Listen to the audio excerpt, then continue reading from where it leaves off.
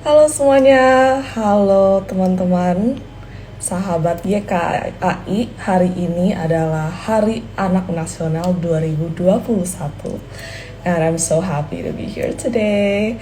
Hi guys, thank you so much for dropping by. I see a couple of my followers here. Jadi, nama saya Gita Amelia. You can find me on Instagram at Dear Gita. Saya adalah sebuah investor dan juga entrepreneur, co-founder dari Second Date Beauty dan juga dari Jinsu. Saya juga aktif di bidang venture capital lewat Everhouse Ventures. Jadi sekarang kita akan menunggu Cinta, which is our guest speaker today. I'm so excited to be interviewing her. Aren't you guys excited to see her? So let's just see if she is here. She's here. So we're just waiting for Cinta Laura to come on stage with us today. Hello.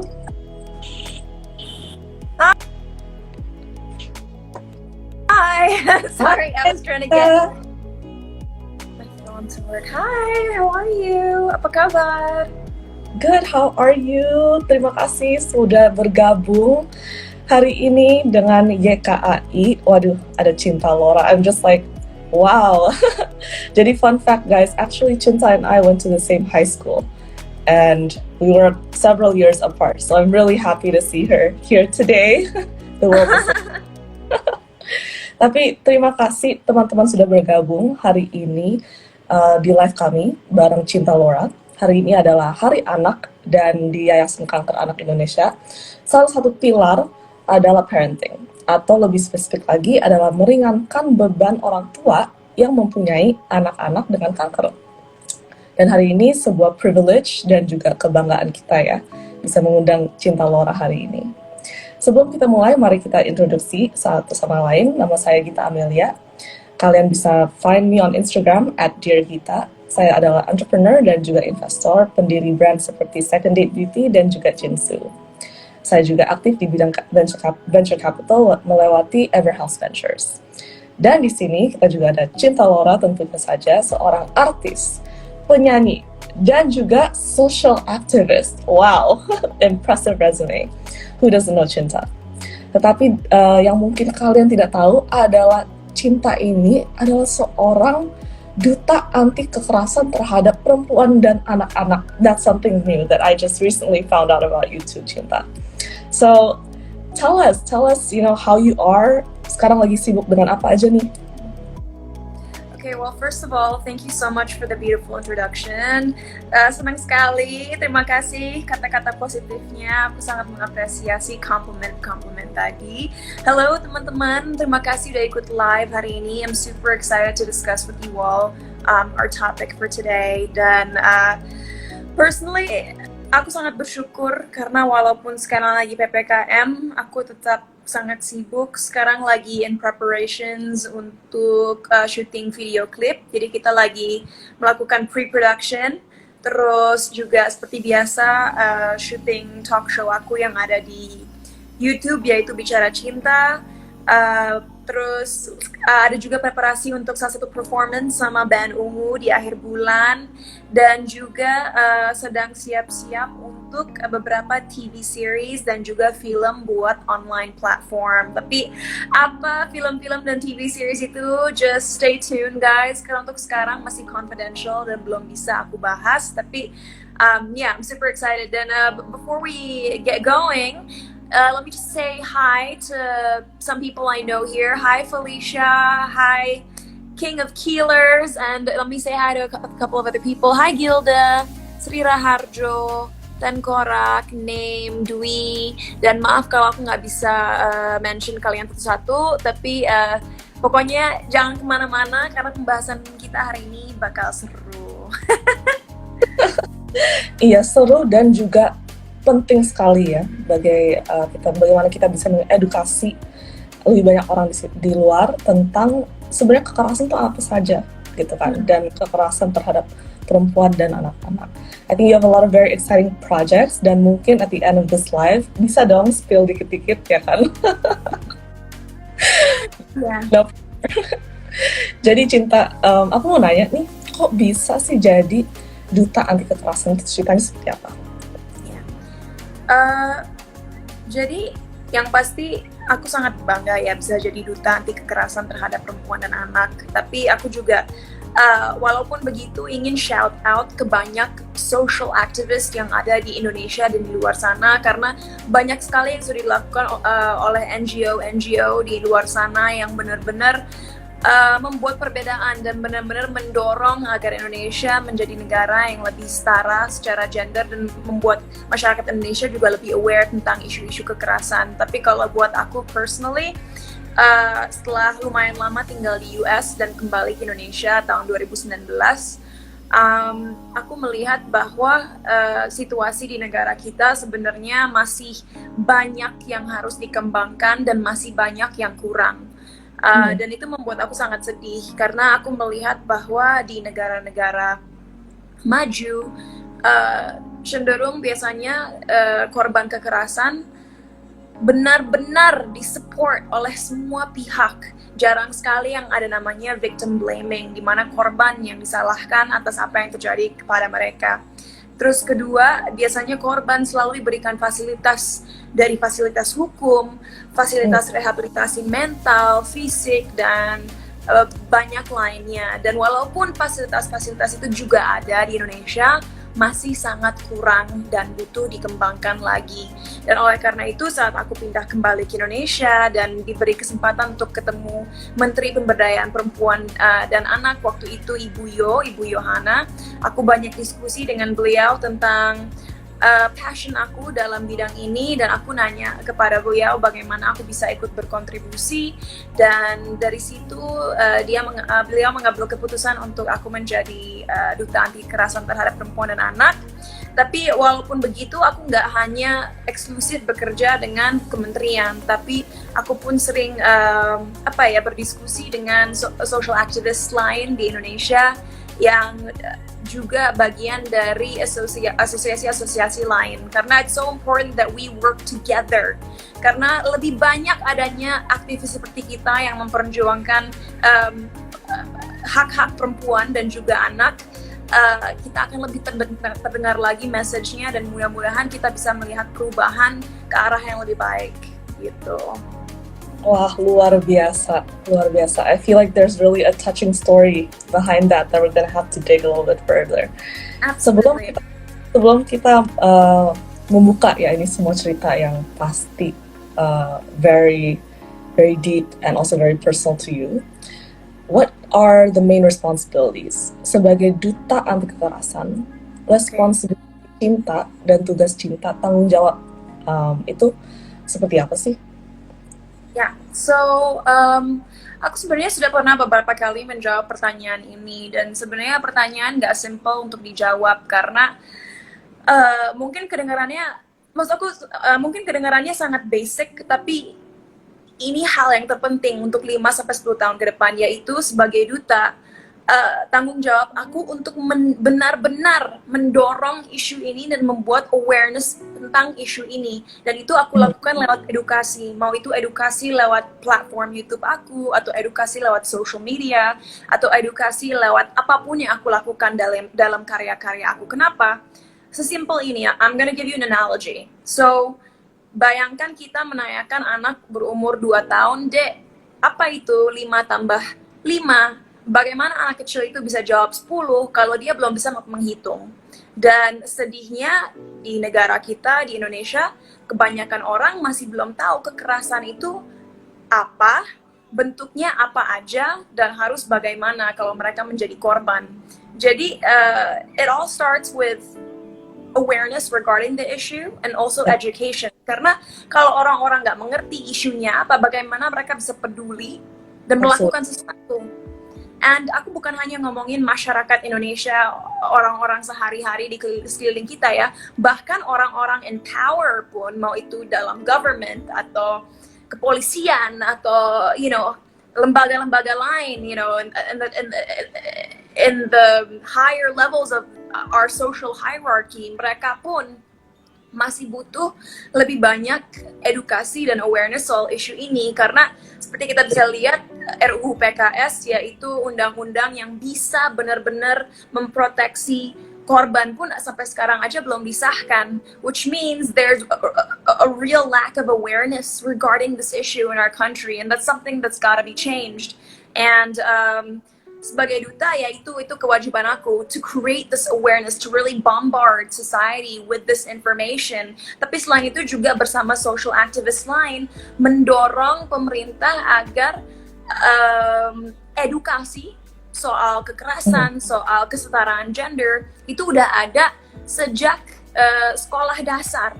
Because it's important that kids at a very young age learn about these values. Nggak hanya orang dewasa aja, malahan mungkin generasi kita yang benar-benar kita harus edukasi supaya mereka bisa jadi penerus bangsa yang lebih empathetic, lebih compassionate, dan lebih peduli soal isu ini.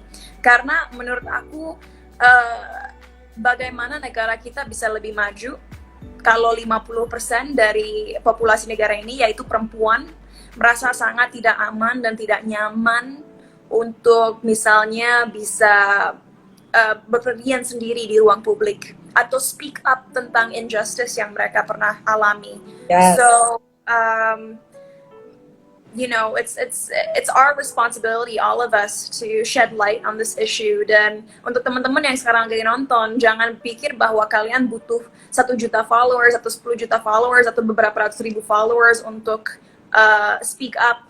Karena kalian hanya punya 1 followers pun, kalau kalian consistent dengan message kalian dan nggak takut untuk bersuara, somebody will eventually hear you out. Dan ini kita udah bisa terbukti dari sejarah bahwa every revolution starts with a small group who are consistent and unafraid to express what they believe is right.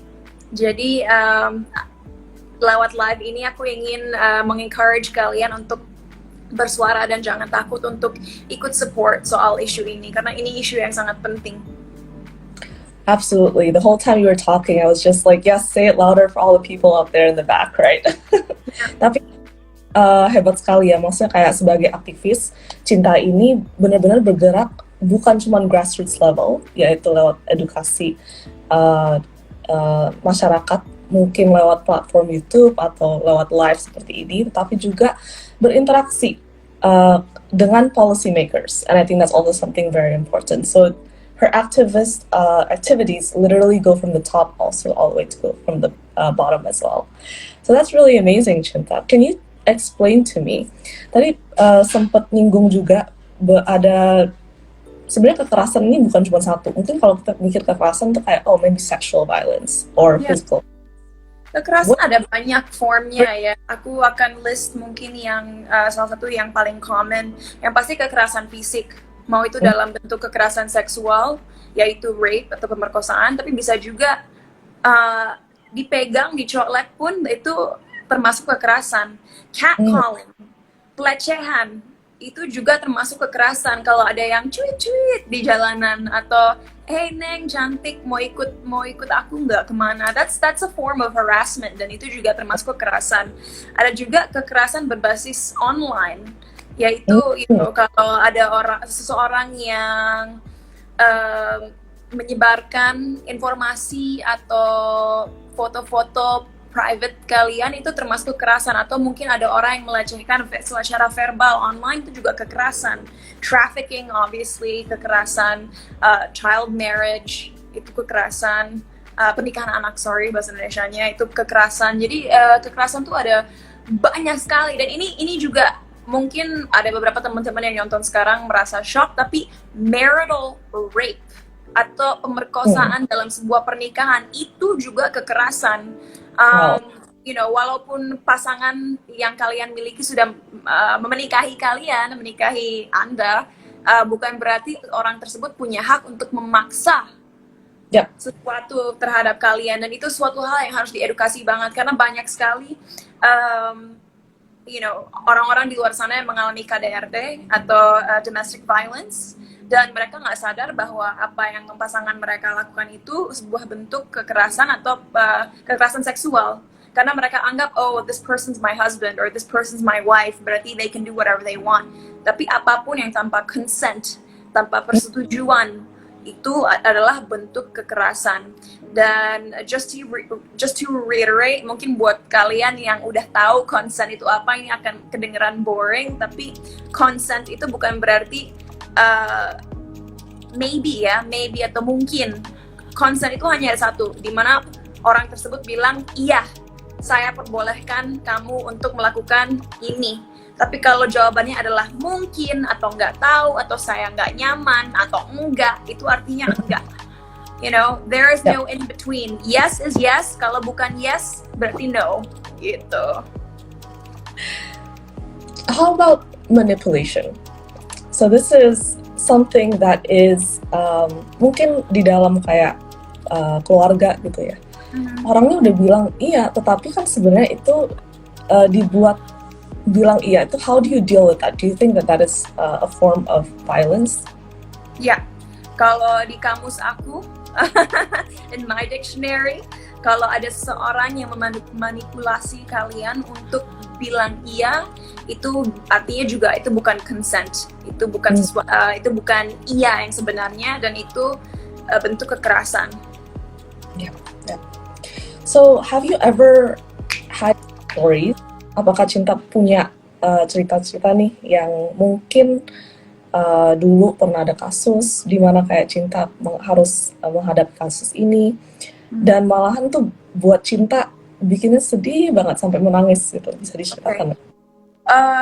Kalau aku personally, karena aku bukan pengacara ya, aku nggak punya hak untuk misalnya masuk ke pengadilan dan ikut campur.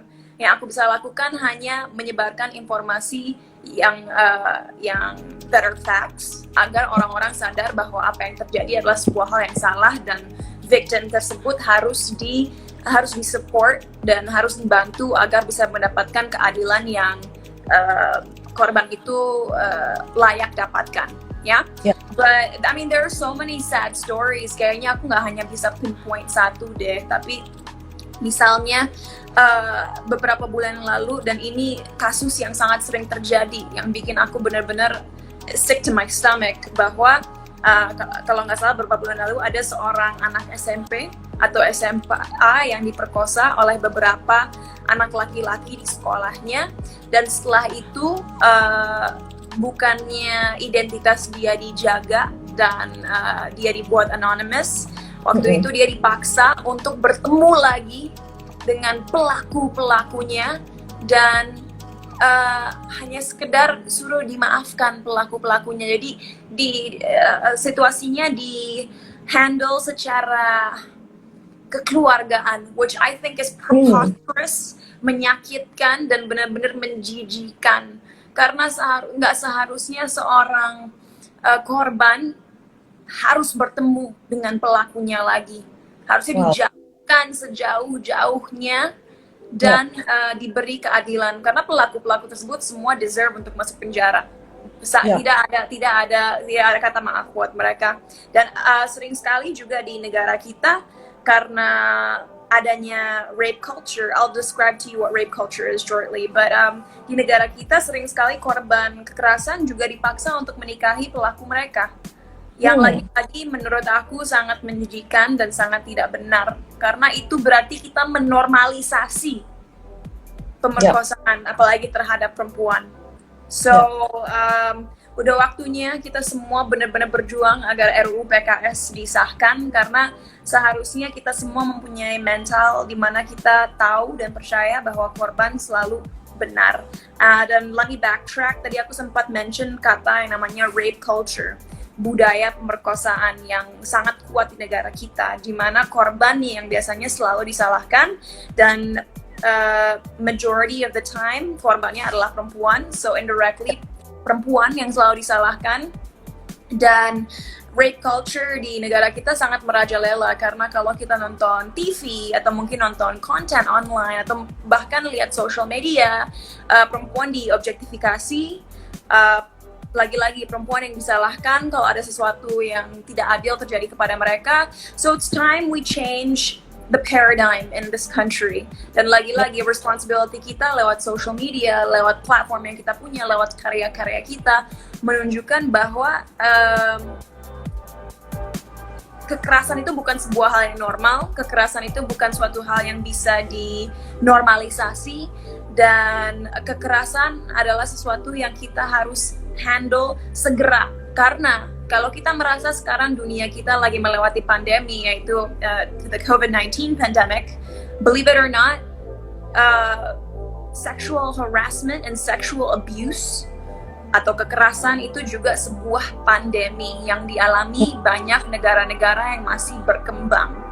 Dan dampak dari kekerasan adalah kita mempunyai generasi yang mempunyai trauma yang tinggi, yang akhirnya takut untuk mengejar mimpi mereka, yang takut untuk berkembang karena mereka tenggelam dalam rasa sakit dan rasa trauma mereka.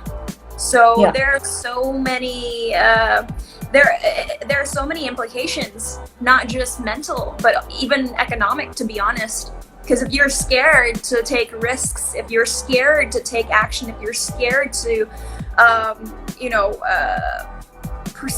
proceed with your life and aspire to be the person you want to be, then if you want to speak in terms of numbers, economically, this country won't be doing well. You'll have a generation that's scared to, rise up.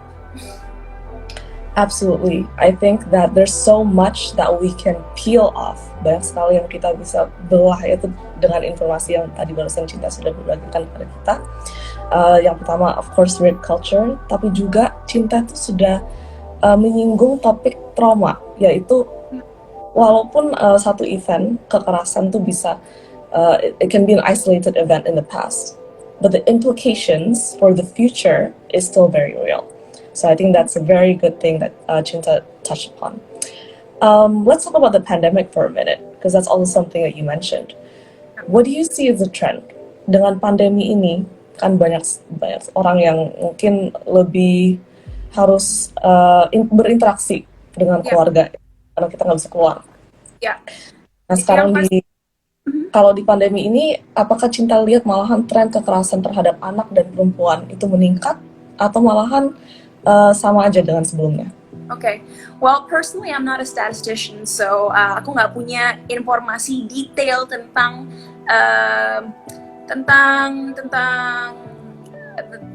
the numbers, tentang angka-angka yang ada, tapi yang pasti kita harus, pandemi ini harus segera berakhir dan kita semua harus disiplin, karena butuh sekali kita punya kehidupan yang kembali ke normal. Kenapa?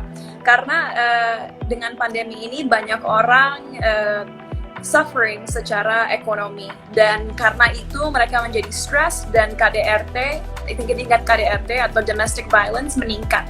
Nggak hanya KDRT ya, tapi child abuse. Karena saking frustasinya orang tua mereka akhirnya melampiaskan kemarahan itu terhadap anak-anak mereka yang sama sekali tidak salah, yang sama sekali tidak berdosa.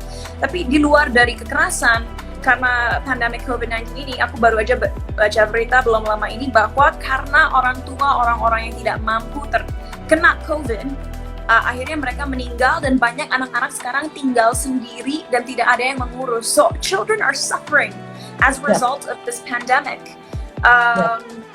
Tapi yang pastinya kembali lagi, karena negara kita mempunyai rape culture yang merajalela, dan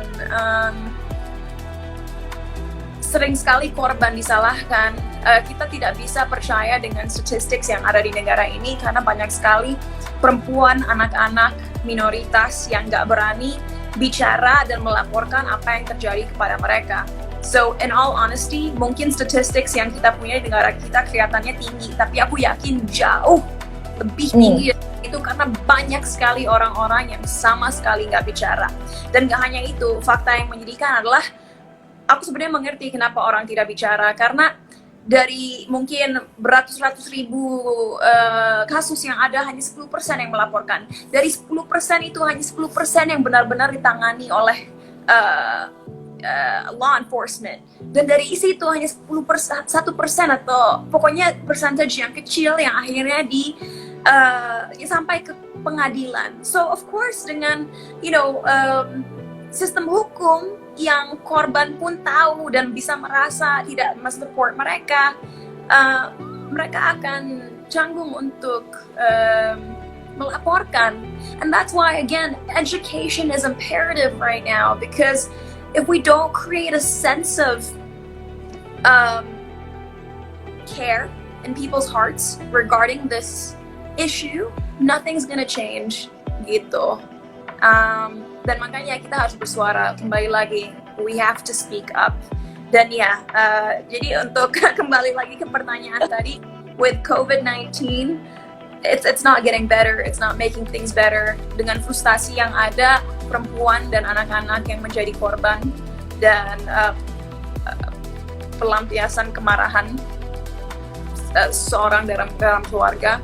Dan as I said, untuk bagi orang yang tidak mampu, banyak dari mereka akhirnya tidak punya orang tua yang bisa mengurus mereka, dan either mereka menjadi yatim piatu atau kita pun nggak tahu apa fate mereka jika tinggal sendiri. Maybe because nobody takes care of them, they too pass, not because of COVID, but because of starvation, because of fear, because of loneliness. Yeah, something that you said also is very interesting. I just want to stress that to the audience. Chinta said that change is very imperative, because if there's no structural change, then there's absolutely no way that victims can feel okay to actually come out with their stories. Yeah. So as good as statistics or as a statistician that anybody can be, the truth of the matter is that any data that we have right now is underreported data, and that is huge. And I feel like it's gonna take us many, many years to get us to a place where people are actually able to come out and speak out against the things that are being done to them, against the abuse that's being done to them. Yeah. But that gives me another point to bring up to you, Chinta. If this is something that requires structural change one day, right? And it's gonna take us many, many years for us to get there. What can we do right now? Bagaimana caranya untuk orang yang sudah menghadapi kekerasan ini? How are they able to come out and actually report the incident that happened? What would you advise them to do? See, it's tough because my answer will again be education. Tapi kalau kalian tidak tahu harus melapor kemana, untungnya sekarang di platform seperti Twitter, kalau kalian ketik KDRT atau kekerasan atau KBGO, kekerasan berbasis gender online, akan ada hotline yang pop up di search engine-nya yang kalian bisa hubungi. Tapi selain itu banyak sekali platform bagus lainnya seperti Hollaback. Mereka juga punya hotline yang bisa kalian kunjungi. Dan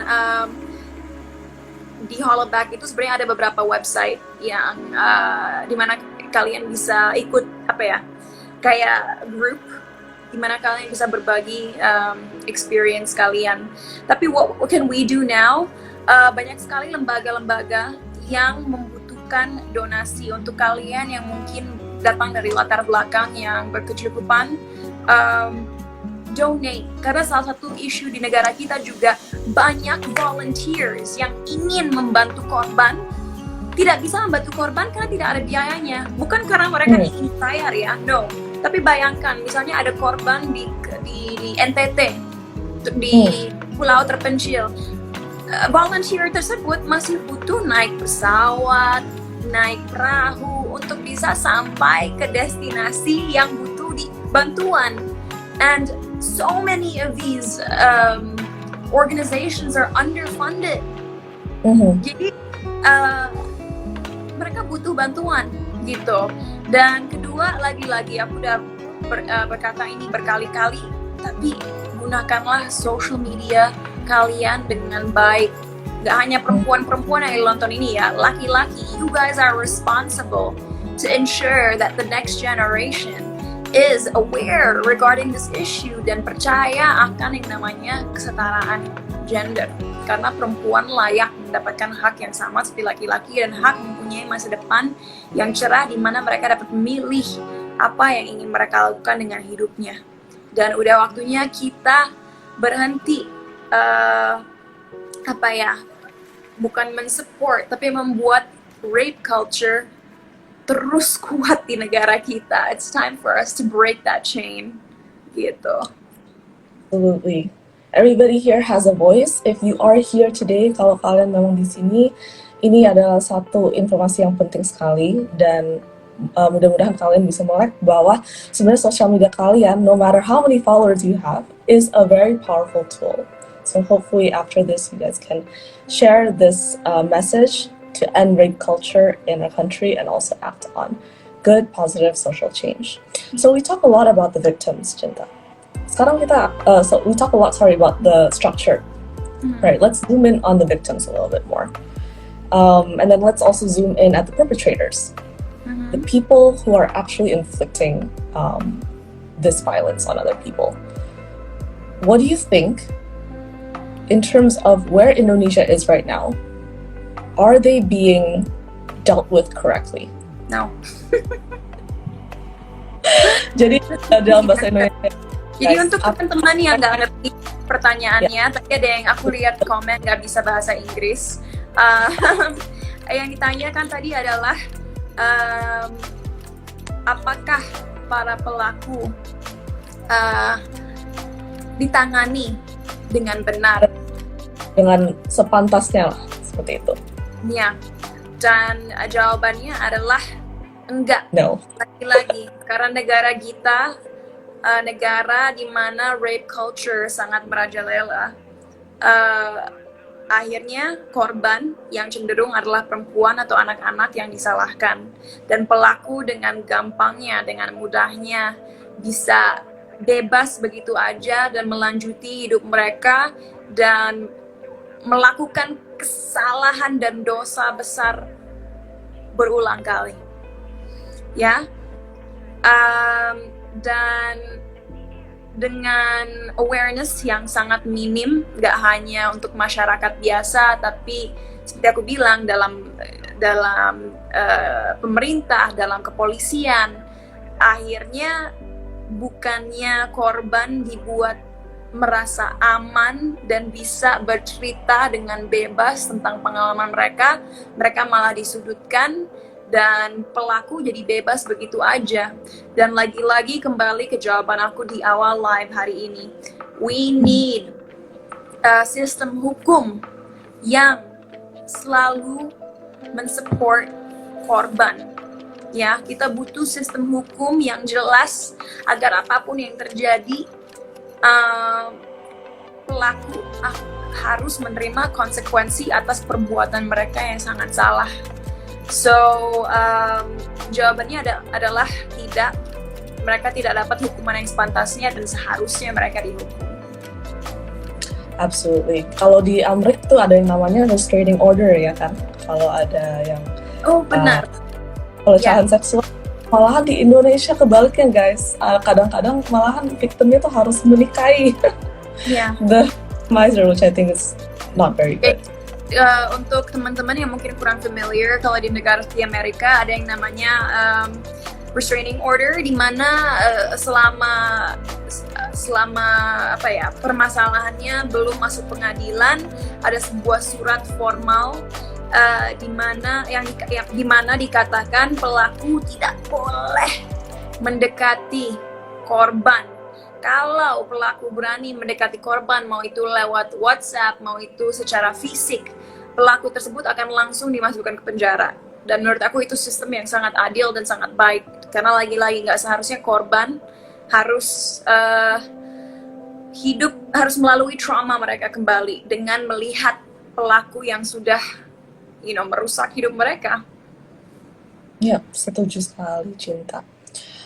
Apa harapan Cinta sekarang sebagai duta anti kekerasan terhadap anak dan perempuan untuk Indonesia? Oke. Pertama-tama pendidikan, ya. Aku harap semua orang di Indonesia, mau itu laki-laki, perempuan, bisa mendapat kesempatan untuk mempunyai fondasi pendidikan yang kuat agar mereka merasa empowered dan bisa membangun kepercayaan diri. mereka, karena dengan pendidikan itu memang bisa membangun kepercayaan diri kita jadi lebih terbuka pikirannya, jadi lebih mengerti banyak hal, dan dengan itu tidak gampang dibohongi. Itu pertama. Kedua, aku harap sistem pendidikan Indonesia seperti aku ceritakan tadi bisa mengimplementasikan kelas-kelas ataupun seminar-seminar dari anak-anak masih kecil, masih SD, tentang pentingnya values kesetaraan gender dan juga apa itu artinya merespect satu sama lain dan apa itu artinya kekerasan. Supaya saat mereka tumbuh dewasa mereka tahu apa yang benar dan apa yang salah. Ketiga, aku rasa penting sekali juga ada workshop mandatory bagi orang-orang di kepolisian, di pemerintah, di sekolah-sekolah, untuk guru-guru, di kantor-kantor, di mana staff-staffnya pun juga diedukasi, what's appropriate and what isn't, Dan terakhir, aku harap perempuan Indonesia dan juga anak-anak Indonesia sadar bahwa dalam hidup ini mereka punya pilihan. Mereka punya pilihan untuk menjadi apapun dalam hidup mereka selama itu hal yang positif. Mereka bisa menjadi orang yang hebat, mereka bisa menjadi orang yang nggak hanya baik untuk diri mereka sendiri, tapi juga baik buat orang lain. Jadi jangan membiarkan pikiran kalian membatasi apa yang bisa kalian lakukan dalam hidup kalian. And I hope that kalau buat pribadi, I hope that di masa depan saat aku udah tua nanti dan mungkin meninggal akan meninggal sih pasti suatu hari, tapi nggak tahu kapan itu. Aku harap at the end of my life, by the time I die, Indonesia bisa benar-benar menjadi negara yang demokratis, di mana perempuan tidak takut bersuara, dan kita bisa mempunyai fasilitas-fasilitas inti yang aku ceritakan tadi, di mana tidak akan lagi ada yang namanya rape culture atau victim blaming, dan semua perempuan akan tahu hak-hak mereka sebagai citizen negara ini, dan tahu bahwa mereka layak mempunyai hidup yang bahagia, yang bebas dari kekerasan dan pelecehan. Yes, absolutely. For all the women here listening today, I hope that you guys can leave today's live with a sense of empowerment, because your voice matters, your lives matter, and you are more than just whatever you face in the past, such as the trauma. So let's talk about the trauma too. How does someone with that experience, how do they move past that? What advice would you give someone who has experienced violence, domestic violence, manipulation, maybe even toxic people? What's the advice that you would give to these people? Okay. Well, that's a broad question. Well, pertama-tama benar yang kita bicarakan tadi, bahwa ingat, walaupun kalian pernah melalui sesuatu yang sangat membuat kalian trauma dan membuat kalian takut bahwa ada harapan dalam hidup kalian untuk bangkit dari insiden tersebut. Mungkin kalian gak akan pernah lupa apa yang terjadi sama kalian, tapi kalian harus sadar bahwa kalian punya kekuatan untuk merubah kondisi kalian dan mempunyai hidup yang komplit dan bermakna. Jadi jangan pernah merasa kalian rusak atau tidak berdaya atau tidak penting karena apa yang terjadi pada kalian. Itu salah, karena aku yakin kalian bisa bangkit dari situasi tersebut. Tapi kedua, tahu bahwa kalian nggak sendiri. Trust me, banyak sekali di luar sana, orang-orang di luar sana, walaupun ini fakta menyedihkan, banyak sekali orang di luar sana yang mempunyai pengalaman yang mirip atau sama. Jadi tahu kalian nggak sendiri. Ketiga, untuk teman-teman yang mungkin kenal dengan seorang yang pernah melalui kekerasan, kalian tidak bisa memaksa mereka untuk bercerita, karena hak korban untuk diam saja atau bercerita. Tapi mungkin sebagai teman, kalian bisa mengencourage korban tersebut untuk mencerita, tapi jangan dipaksa.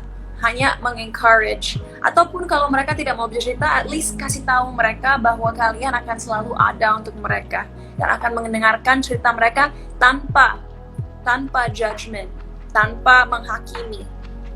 Jangan pernah menghakimi seorang korban. Don't ever judge a victim because they've been through a lot.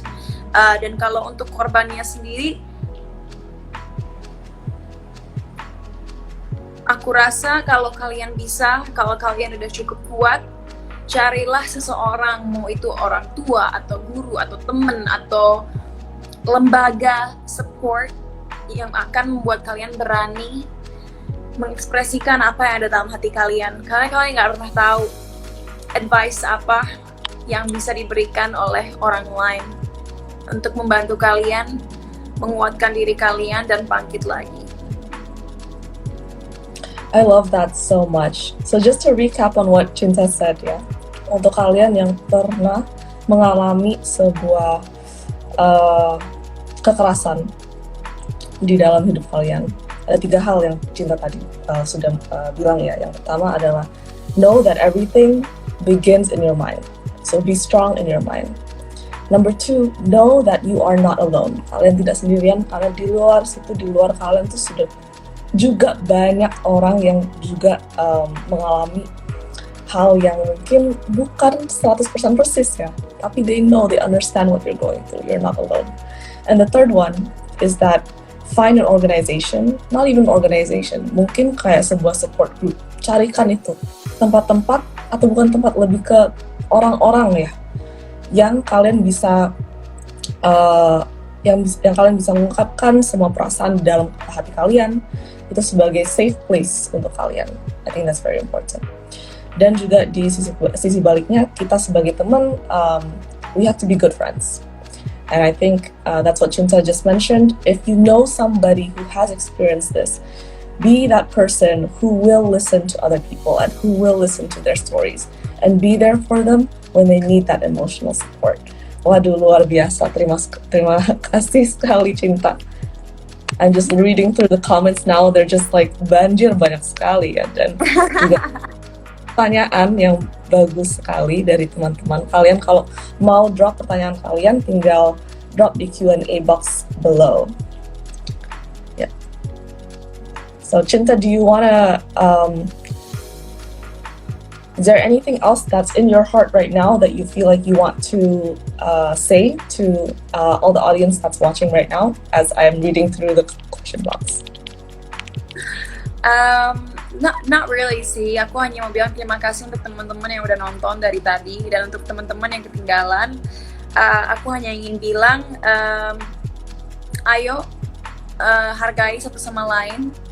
Ayo jangan takut untuk mengekspresikan opini kalian, dan ayo kita merubah Indonesia agar bisa menjadi negara yang lebih baik, di mana seorang korban gak dihakimi dan gak dijatuhkan dan gak disudut. Kita Absolutely. kita harus menjadi korban, dan kita harus mempunyai payung hukum yang benar-benar melindungi korban, yaitu RUU PKS. Jadi ayo teman-teman, ayo kita push pemerintah agar RUU PKS segera disahkan. Yes, we can all do it together. One voice alone is not enough. Kalian jangan lihat Cinta kayak, wow, Cinta kan celebrity, pasti she can do it, her voice isn't enough. It's not enough, guys. We need everybody to be on this as well. Yeah. Cinta, ini ada pertanyaan nih dari Mas Farul ya. Perilaku yang baik yang bisa mencerminkan jati diri seorang sebagai manusiawi yang baik akankah seperti apa agar jauh dari bentuk kekerasan tersebut? Wow, that's a very loaded question. Okay, I don't know if I understood that question correctly. Tapi yang kalian harus mengerti adalah nggak ada satupun orang di luar sana yang layak mengalami kekerasan ya. Jadi jangan kalian pikir seseorang yang mengalami kekerasan itu karena salah mereka. Itu I feel like mungkin aku salah mengerti, tapi itu kedengarannya seperti victim blaming di kuping aku. Karena kalian harus ingat ya, dan kalian bisa cari sendiri di Google, ini bukan sesuatu yang aku buat-buat. You can look at the statistics yourself. Seseorang yang mengalami kekerasan itu tidak ada hubungannya dengan pakaian mereka. Mau kalian memakai burka atau hijab atau baju sekolah atau baju kantor atau baju casual, baju olahraga, siapapun bisa menjadi korban kekerasan. Kalau kalian mau menyalahkan baju, tolong jelaskan kepada aku kenapa seorang bayi bisa mengalami kekerasan seksual. Tolong jelaskan kepada aku kenapa oma-oma panti jompo yang memakai daster bisa menjadi korban kekerasan. Apakah bayi tersebut atau oma-oma tersebut terlihat seksi? Aku rasa enggak ya. Dan ini statistik dan fakta yang kalian bisa cari sendiri online. Kedua, siapapun bisa menjadi korban kekerasan. Laki-laki pun bisa menjadi korban pemerkosaan. Jadi ya memang mayoritas yang mengalami kekerasan adalah perempuan dan anak-anak. Tapi bukan berarti laki-laki bebas dari hal tersebut. Dan siapapun bisa mengalami kekerasan.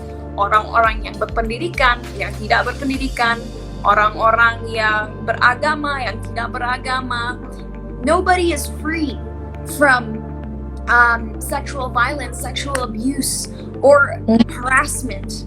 Jadi jangan kalian pikir ada seorang tipe orang yang lebih rentan menjadi korban kekerasan, karena at the end of the day, pelaku adalah yang selalu salah karena pikiran dan otak mereka yang tidak bisa berpikir jernih dan berpikir secara humane agar tidak melakukan tindakan tersebut. And this is why education is so important, because we shouldn't be having questions that already, blame the victim.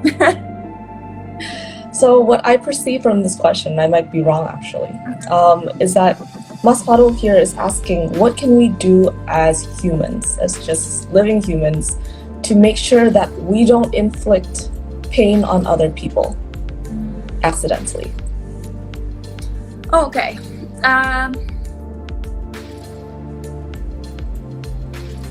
Well, pertama-tama sebagai manusia kita harus sadar bahwa semua orang layak dihargai, apapun gender mereka, apapun kepercayaan mereka, apapun latar belakang mereka. Jadi sebenarnya jawabannya simple. Sebagai manusia, sesimpel mengerti bahwa apapun perbedaan kita, apapun gender kita, semua orang layak dihargai. Dan aku yakin kalian tidak akan pernah mau adik kalian merasakan hal yang tidak adil, atau ibu kalian, bahkan bapak kalian. Jadi anggap aja setiap orang yang kalian temui adalah anak seseorang, bapak seseorang, ibu seseorang. Treat others the way you want to be treated, gitu. Absolutely, treat others the way you want to be treated. That's the golden rule. I love that. Let's find one more question that we can do.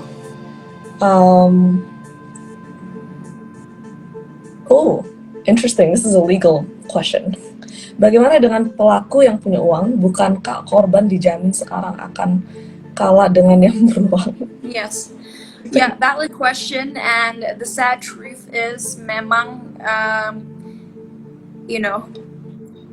we live in a corrupt country. Tapi bukan berarti negara lain tidak mengalami hal yang sama. Negara seperti Amerika pun, yang bisa dibilang negara maju, juga mengalami korupsi dalam sistem hukum mereka.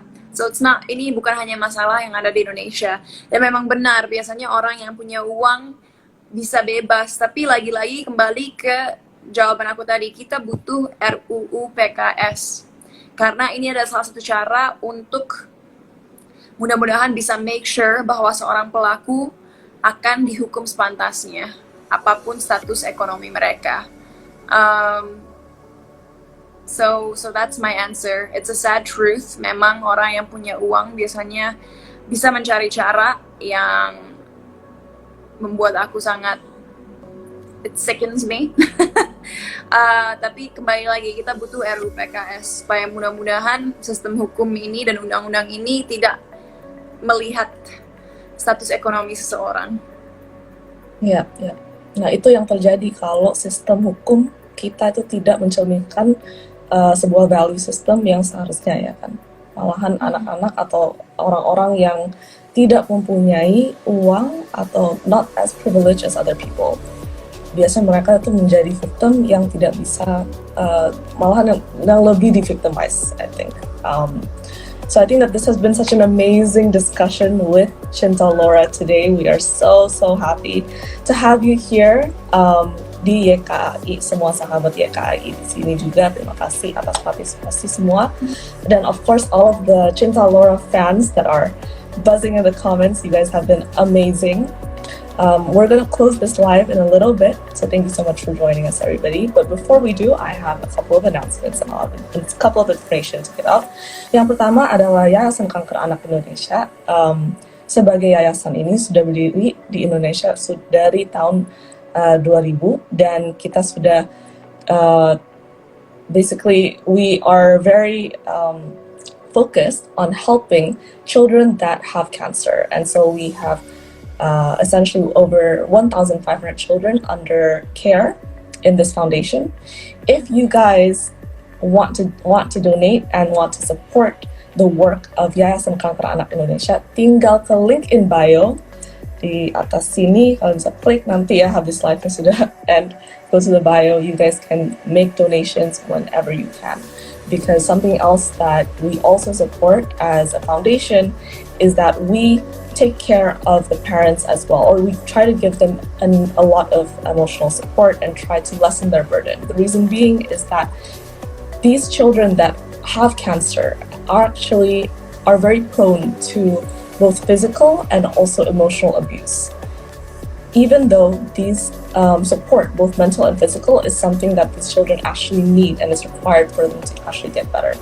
So if this is a cause that really is burdening your heart today, I urge you to please donate to this cause. Otherwise, we are going to end our today's live session. Thank you guys so much. Nama aku Gita Amelia, dan di sini bersama Kak Cinta Laura. Terima kasih semuanya sudah. Yeah. Dan for me, guys, thank you so much for watching today. Jangan lupa langsung aja ke Instagram Kanker Anak Indonesia, karena ada link, tadi kita udah cerita, ada link di mana kalian bisa berdonasi untuk anak-anak yang sedihnya sakit dengan penyakit kanker. Dan seharusnya anak-anak ini layak punya hidup yang sehat, di mana mereka bisa bermain dan belajar. So kalau kalian bisa, mau berapapun itu, tolong donasi. Kalau bisa langsung aja linknya di Kanker Anak Indonesia. Dan yeah, help this cause, because children deserve to be happy. They deserve to live a full life, learn, play, and you know, they're innocent human beings that have never done anything wrong in their lives, so they deserve better. Jadi ayo donasi. Dan yeah, stay tuned for all the things coming up in the near future. And Gita, thank you so much for having me. And hopefully we can do this again next time. For sure. Thank you so much, Cinta, for all the information and wonderful education that you've given to everyone here today. I certainly am taking mental notes, and I hope everybody has been taking, and I hope everybody has a lot to take away from this as well. Thank you, everyone. Thank you so much, Cinta. Hope to see you again. Bye. Bye.